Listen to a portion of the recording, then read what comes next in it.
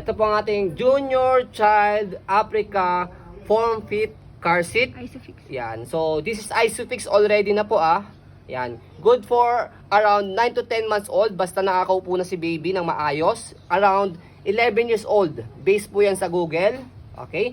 This is already wash and ready to use. Kung di po kayo satisfied sa wash po namin, pwede nyo po ulit i-rewash. Okay? So, ito po yung setup niya kapag nakapang 9 to 10 months old siya. Ayan. So, pwede nyo siya i-adjust dito Press nyo po ito nasa ilalim. Yan. Para medyo nakatilt siya na konti. Ayan. Pag naman around toddler na si baby, 1 year old pataas, slide nyo lang po ito. And then, move nyo po siya forward. Ayan. Okay, para naka-flat na po siya. Okay, next natin yung kanyang harness. Ayan. May harness pad po siya. Belt lock, wala po siyang putol. Ayan. Okay. Ayan. Tapos meron siyang kasama ritong pad. Okay. And then next natin, ayan, yung kanyang headrest, ito, na-adjust po siya. So, pe-press nyo lang po dito sa taas. And then, ito siyang ganyan. Kaya, kahit 11 years old, kayang-kaya po siya. Ayan. Luwag mo pa nak. So, upo ka, baby. Ibaba mo yung headrest. Hindi siya airbag yan Yan. 4 years old. Ayan. Okay, di ba? So, this is Africa brand, you know? Mahal yan. Africa is Africa. Kilala nyo po yan sa mga mommies natin dyan na alam ang brand na yan. 25K. Ayan, okay. So, okay na baby, thank you. Pakita natin yung kanyang frame. Ayan. So, sa right side, ayan. Ang ganda pa ng frame niya, ng tela niya. Ayan.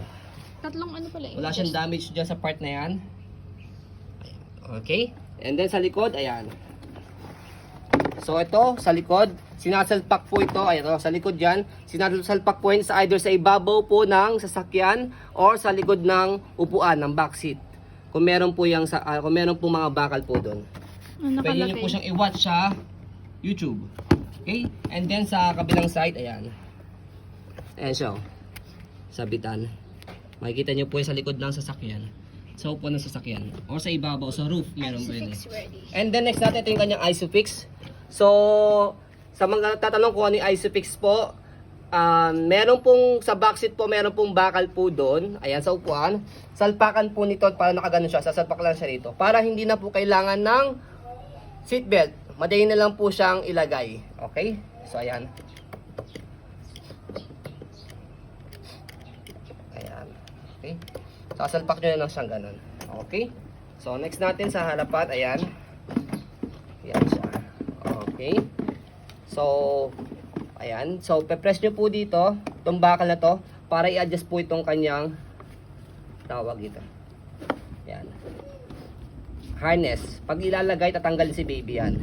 And then, pag sisikipan naman po, hatakin nyo lang siya. So, ganun lang.